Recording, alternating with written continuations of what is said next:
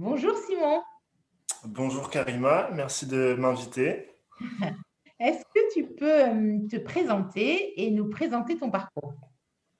Ouais, alors je m'appelle Simon, je suis formateur et consultant sur les questions de genre et masculinité dans une association belge et ONG qui s'appelle Le Monde selon les femmes et qui travaille dans la coopération internationale, dans les pays du Sud, Amérique latine et Afrique.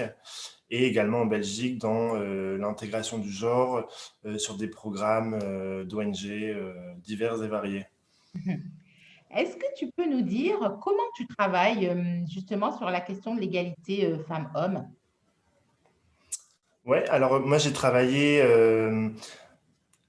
Déjà, moi j'ai une formation de sociologie, histoire académique, on va dire, et je suis parti ensuite en Amérique latine, au Nicaragua, dans une association qui s'appelle Puntos de Encuentro, et qui travaillait depuis 20 ans sur la promotion de l'égalité auprès des hommes. Et donc c'est un peu là-bas que j'ai appris un peu toutes les méthodologies, euh, les outils, comment travailler avec ces hommes et ces garçons. Et donc, je me suis nourri en fait vraiment de leur expérience que j'ai enrichi mais au cours de mes différentes expériences professionnelles. Voilà. Et donc, je travaille avec des outils de l'éducation populaire. J'ai notamment travaillé en prison sur des ateliers de déconstruction de la virilité au niveau plutôt historique et institutionnel, où on réfléchissait voilà, ensemble sur toutes ces questions de construction de la virilité, comment ça s'est construit, quels sont les coûts aussi pour les hommes au niveau intime, au niveau familial et au niveau plus large social, quels sont les mécanismes aussi, comment on est dressé à être des hommes virils, et voilà. Simon, si tu avais une baguette magique, quelle serait la première chose que tu mettrais en place justement pour faire bouger les lignes de l'égalité femmes-hommes? Ouais. Ben moi, je crois pas en la magie. Par contre, je crois beaucoup en la mobilisation individuelle et collective. C'est le sens de l'empowerment ou de l'empoderamiento en espagnol. Parfois, on dit aussi le pouvoir d'agir. Et je pense que c'est vraiment ça euh,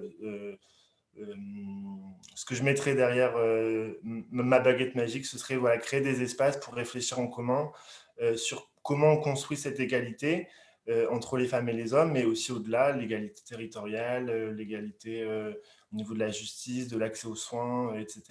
Et souvent, en mélangeant un petit peu toutes ces envies que peuvent avoir les hommes, on arrive à construire ben, des réflexions qui peuvent vraiment être hyper intéressantes.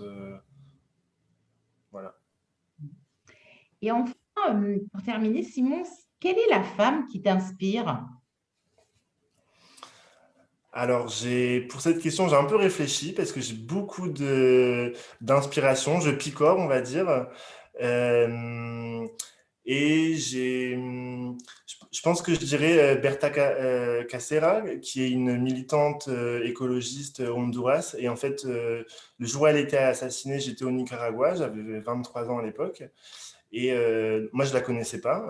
Par contre, j'étais dans un stage avec des personnes qui la connaissaient personnellement, qui étaient très touchées par sa mort. Et voilà, on lui a rendu hommage. Donc c'est une histoire assez triste, hein. C'était une militante qui luttait pour la préservation de sa terre et contre l'implantation d'un barrage hydroélectrique. Et la note positive, c'est quand même que cette mobilisation, elle continue. Elle a été reprise notamment par sa fille. Voilà. Merci beaucoup, Simon. Ben, merci à toi.